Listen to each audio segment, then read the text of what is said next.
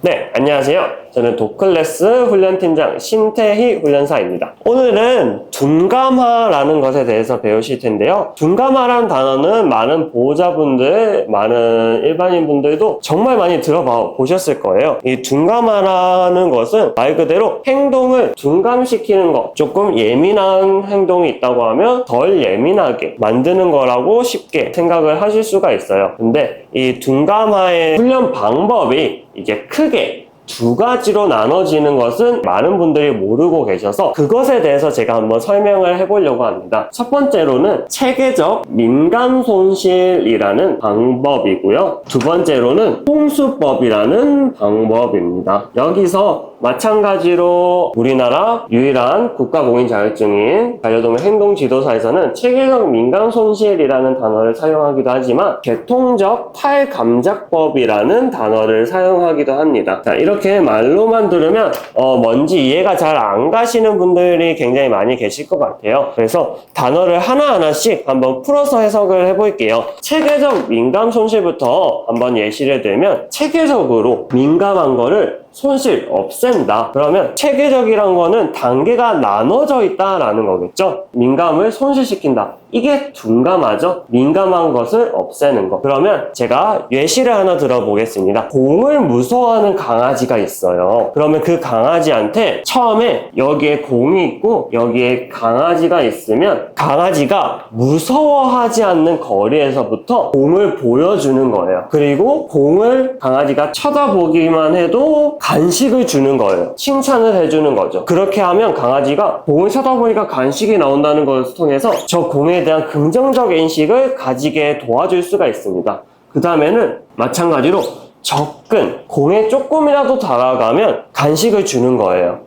공에 다가가니까 간식이 나오잖아. 그러면 처음에 한 걸음 갔던 강아지가 다가가니까 간식 주네? 조금 더 가볼까? 조금 더 가볼까? 이런 식으로 자신감이 생기고 공에 대한 긍정적 인식이 생기면서 공에 정말 가깝게도 다가갈 수 있게 됩니다. 그 다음에 세 번째로는 공을 터치하는 것까지도 교육을 시켜주면 좋겠죠. 강아지가 공의 냄새를 맡거나 터치를 하거나 조금 더 포괄적으로 해서 접촉이라고 표현을 하겠습니다. 걔가 공에 접촉을 할 때 보상을 주는 거예요. 그런 식으로 걔가 건드리니까 간식이 나오네? 이것을 통해서 걔한테 공에 대한 긍정적 인식을 심어주는 겁니다. 이런 식으로 처음에 강아지가 최대한 스트레스를 덜 받고 무서워하지 않는 단계에서부터 시작해서 점점 공에 대한 긍정적 인식을 체계적으로 심어주면서 레벨업을 시켜주고 이것을 통해서 민감한 부분을 손실시키는 것, 공을 두려워하는 것을 줄여주는 것, 이것이 체계적 민감 손실을 이용한 둔감화 교육 방법입니다. 자, 그러면 이번엔 홍수법에 대해서 알아볼 텐데요. 이 홍수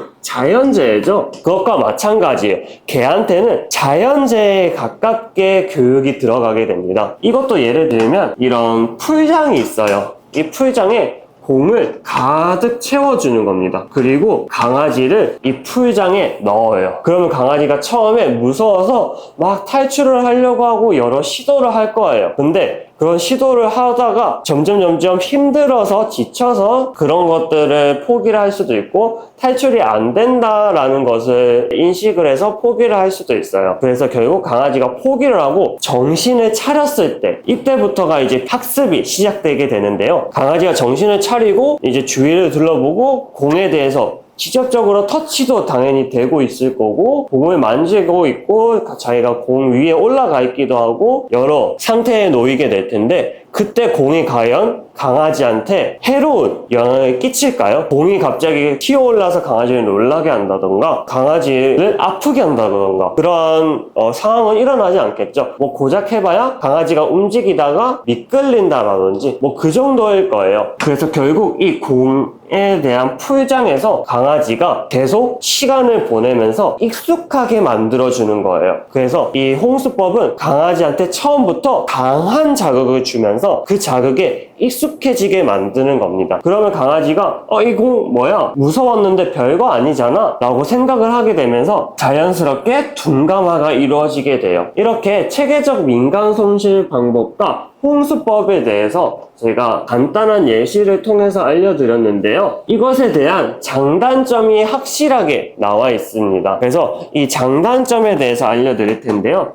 첫 번째로 체계적 민간 손실에 대한 장점으로는 강아지가 받는 스트레스 정도가 굉장히 적다라고 볼 수 있어요. 왜냐하면 강아지가 무서워하지 않는 거리에서부터 시작을 해서 점점 강아지가 스스로 다가가고 스스로 용기가 생기게끔 북돋아 주기 때문이겠죠. 그리고 조금 소심한 강아지라면 자신감을 얻게 해주는 교육이 될 수 있습니다. 왜냐하면 계속 칭찬을 해주고 이게 좋은 거야 라는 것을 알려주기 때문에 자신감을 얻게 될 수도 있고요. 그리고 홍수법의 장점이라고 하면 체계적 민간 손실에 비해서는 굉장히 교육 시간이 단축이 됩니다. 체계적 민간 손실은 2단계에서 충분히 강아지가 적응을 하면 그 다음에 2단계, 또 여기서 충분히 적응되면 그 다음 2단계, 그 다음 2단계, 이런 식으로 단계가 천천히 올라가고, 만약에 3번 단계에서 4번 단계로 올라갔는데 4번 단계에서 강아지가 적응을 못하면 3번 단계로 다시 돌아가서 조금 더 교육을 이루어져야 됩니다. 이런 식으로 시간이 오래 걸린다라는, 어떻게 보면 체계적 민간 손실에서는 단점이죠. 시간이 오래 걸림. 이거는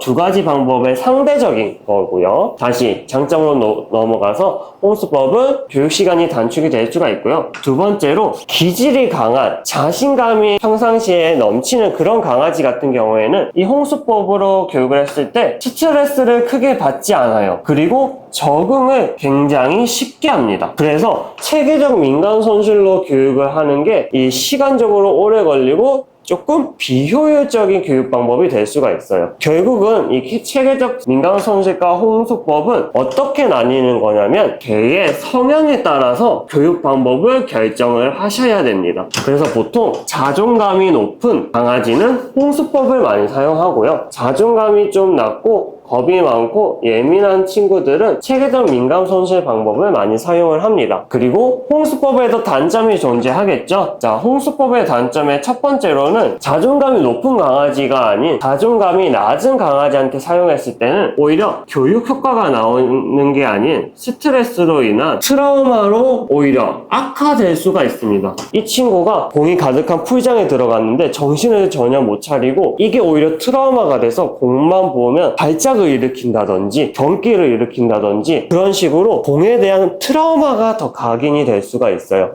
이것은 자존감이 낮은 체계적 민간 손실을 사용해야 되는데 홍수법을 사용해서 나오는 경우의 단점이라고 볼 수 있겠죠. 그리고 두 번째로는 홍수법에도 정도가 존재합니다. 그 정도를 제대로 조절을 해주지 못하면 강아지가 패닉 상태에 빠질 수가 있어요. 이게 첫 번째와 비슷한 맥락인데 강아지가 패닉 상태에 빠져서 오히려 더 결국은 악화가 되는 그러한 상황이 자주 발생할 수가 있고요. 다시 체계적 민간 손실의 또 단점에 대해서도 얘기를 조금 더 해보면 시간이 오래 걸리는 것도 있지만 자존감이 높은 친구들은 오히려 자존감이 더 상승을 해서 이걸로 인해서 다른 문제 행동이 생길 수가 있어요. 그래서 일부러 자존감이 너무 높은 강아지들은 자존감을 낮추는 교육을 진행을 하기도 하는데 이 체계적 민간 손실은 보통 긍정적인 방향으로 교육을 시키기 때문에 이러한 강아지들한테는 좀 맞지 않는 경향이 있습니다. 그래서 서로 정말 상대적인 장단점을 가지고 있어요. 그렇기 때문에 강아지의 성향에 따른 교육 방법의 차이기 때문에 정반대의 장단점을 가지고 있게 되는 거고요. 그래서 여러분들이 이제 강아지의 둔감화 많이 들어보셨겠지만 이 둔감화 교육에는 체계적 민간 손실, 대통적 탈감작 방법이 있고 홍수법이 있다라는 것을 기억하시고 내 강아지의 성향을 먼저 파악을 하셔야 돼요.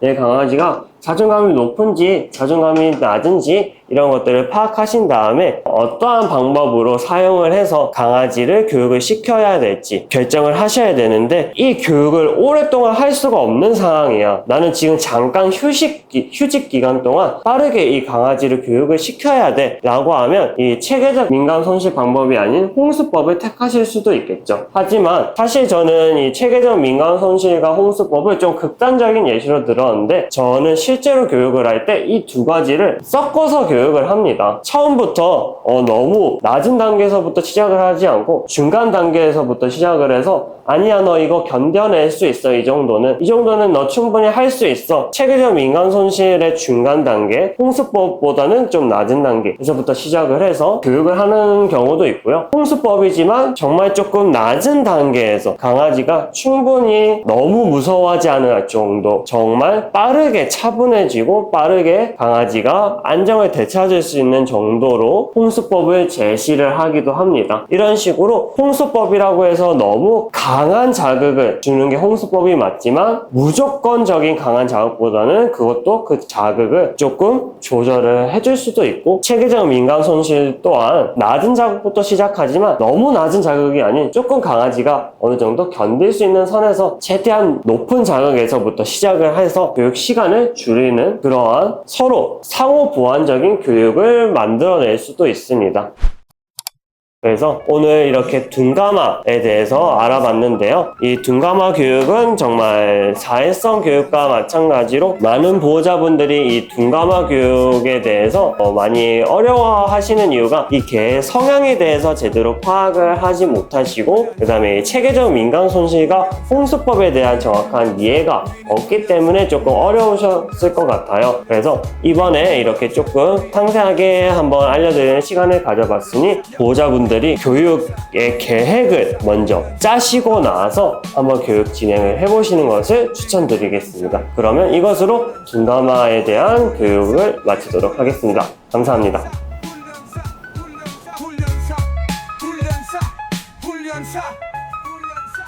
우리는 훈련사